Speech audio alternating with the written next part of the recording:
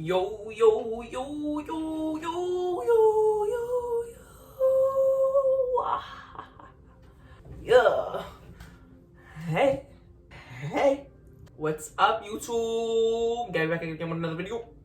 I am coming to you sitting down today. You'll be getting 2 videos this week because I have been slacking, but that is okay. I have an idea of what I want to talk about, but I just want to get a little comfortable. I think we're feeling perfect. Sit down, let's talk, let's conversate. Part 2. Yeah. For real dosies, today we are going to be sitting down talking about the idea of letting go. In last GabChat, I talked about the idea of control and letting go of that. But now I'm going to talk about the overall idea of letting go of the cloud that is passing by in front of that blue sky. As Headspace likes to call it, that blue sky being that quiet confidence that beams in light of individuality and uniqueness and personality and all that makes you you, with the zen and the calmness. Look, we are ready. Coming with another, yeah. But that is what I will be talking about today.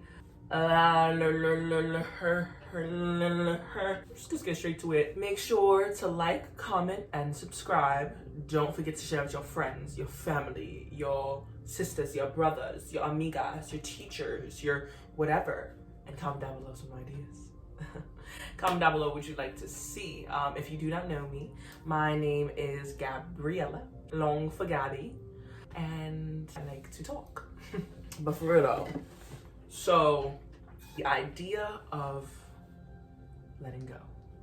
When I say letting go, I practice the releasing of holding on to a situation, maybe control, just any idea, and letting go to be free, to flow with what life brings you, all the obstacles, which are inevitable, but can be handled in a light, in a softness, so that I'm strengthening my presence in general, my presence and my love for myself, my presence for who I am and who I want to be.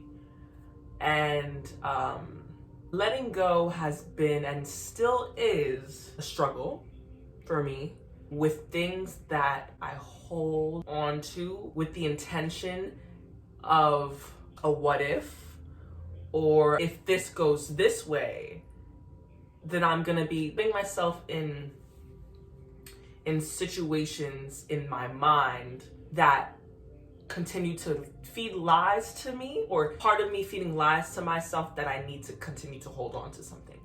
For example, if we go back to what I was talking about in the last sit down video of control, if being in a situation and I know in the back of my mind that I'm not in the place, I'm not in the right to be forcing an idea, forcing somebody to handle a situation in a way that may work for me, forcing my reality on a situation and not looking at the overall picture, which would then allow me to continue to hold on to something and not let go. Now, when I started meditating in the beginning of quarantine, I was not aware of this. I was living to live without a purpose, intention, and overall meaning. Now, I'm not saying I know my meaning of life, but I have grasped on to an idea of flowing with the wind and flowing with whatever God throws at me, whatever is put in my path, and whatever I am meant to go through, because I've realized at the end of the day, I cannot control what comes, but I can control how I handle. And through meditation, and I've also learned Meditation can be doing anything you love, really, in the focus of sitting in that stillness internally, and focusing on one thing in whichever way to gain awareness. That's how I see meditation, but with meditation and using Headspace and sitting down for 20-minute sessions and focusing on one thing. With Headspace, they like to spotlight different, you could say, like bumps in the road of self-discovery. So I believe I started with the basics, just teaching me how to sit in silence and stillness, and being the watcher of my thoughts, rather the judger, rather the controller, and be the deliver, and watching and knowing that each cloud, each thought, each cloud is always passing by.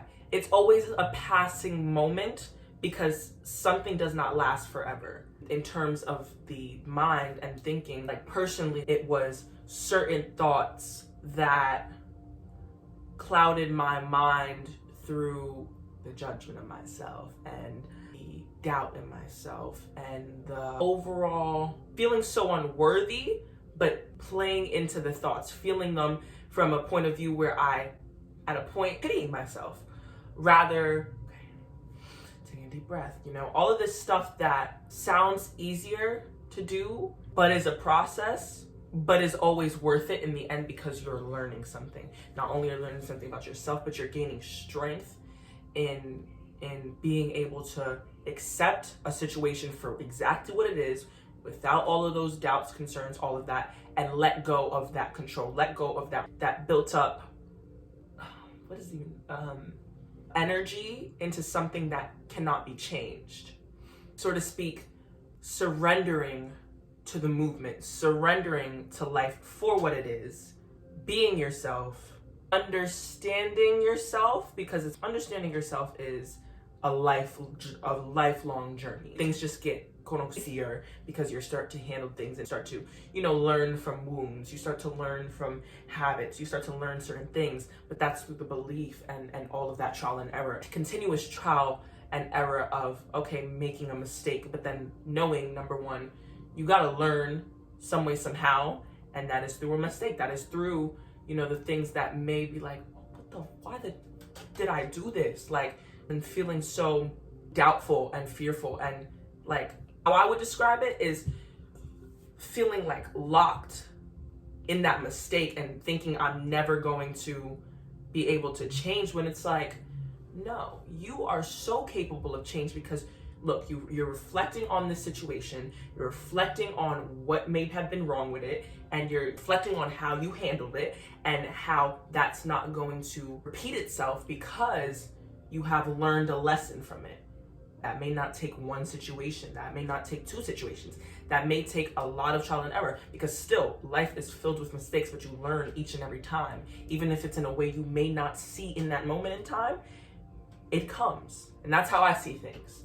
And living consciously, and living through the awareness and open mindfulness of being able to accept someone for who they are, not trying to control somebody, accepting a situation for what it is. If you want to get better, if you have a dream, you work for that, but accepting what is the now and working in the present moment to eventually get there. And if not getting there, getting somewhere else, but the lesson and the learning and the process you go through, the journey, that matters. These are all things that I remind myself of, because it is very easy to forget when you are in a world that is not always for you. When you are in a world where people are closed-minded, and accepting that for that, but not letting something like that take over your mentality, take over how you process, how you handle, how you move in this world, how you move in your journey, how you strengthen your power. Because at the end of the day, there are going to always be people against one, or not for one's idea. I used to have a really hard time processing that, because I was always a person of give, super nice, super loving, whatever. But then when it's like something doesn't go that way, or like somebody reacts in a different way where there's just no love there, or no type of compassion or empathy or understanding of true good intention, and then, you know, kind of getting slapped in the face. But then it's like, I also learned from that how one acts, how one may be, how one may react, how one may think should not affect the true meaning of where I come from, who I am, what I do. Just because somebody's gonna sit there and stab me in the back or just be negative, you know, doesn't mean I have to be that way too. Just because I don't get my way when having a really good point with my mother or my father, or just being in an argument, means I step back, I let go, and accept the situation for what it is, accept that I cannot control it.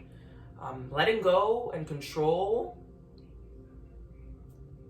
go hand in hand. Remembering that a moment is a moment, and it is literally that.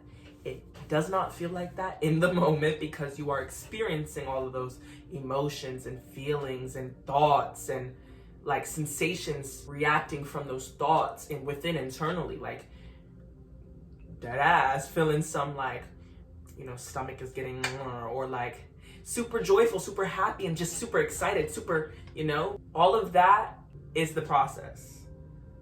If that makes sense. And once you start to notice, observe, reflect, trial, error, make mistakes, get back up, keep going, things start to get more softer and smoother, with bumps in the road here and there, because ain't nobody perfect. And that is something I still remind myself of every day. Okay, I make a mistake, that's okay, Gab, because you made this mistake, and all you can do now is look back on it, reflect on it, and move on, and learn in the way where you don't make that same mistake. You gain the strength to handle that trouble and that hardness with the softness, with the gentleness, so that you're not super hard on yourself. And all that I speak on, it's a practice. Life is a practice. Life is a practice, for sure. It's definitely what you make of it. And you only need to prove yourself to yourself. You only need to seek that validation from yourself. Yeah.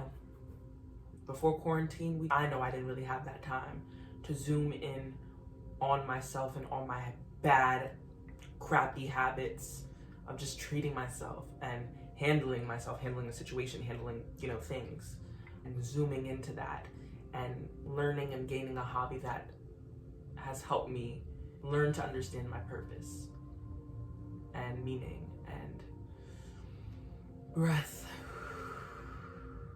For sure. So that concludes my video. Concludes my little Gab talk.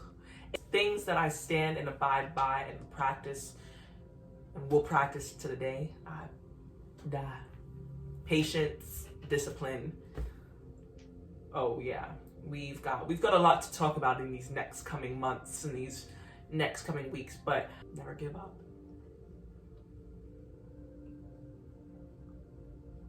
I hope you enjoyed that video.